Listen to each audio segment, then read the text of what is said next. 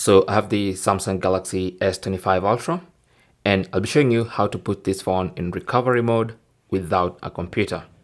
So if you don't have a computer or have no access to a computer, you can get yourself, of course, a data cable and another phone.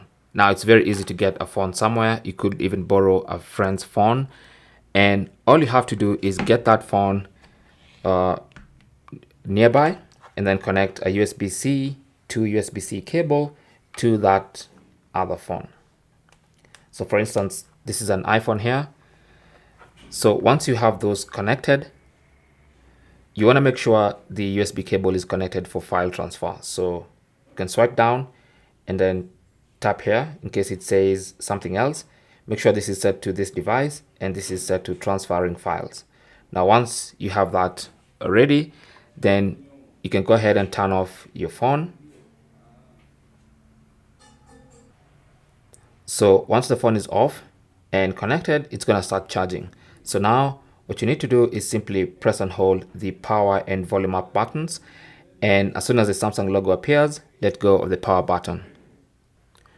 So let's do that together. Power and volume up, press and hold.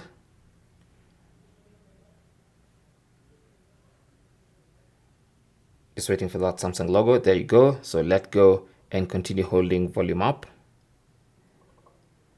And that's recovery mode. So that is basically how to put your Samsung Galaxy S25 in recovery mode without a computer. Thanks for watching. Don't forget to like and subscribe. And if you have any comments or questions, you can talk to us in the comment section. Good luck.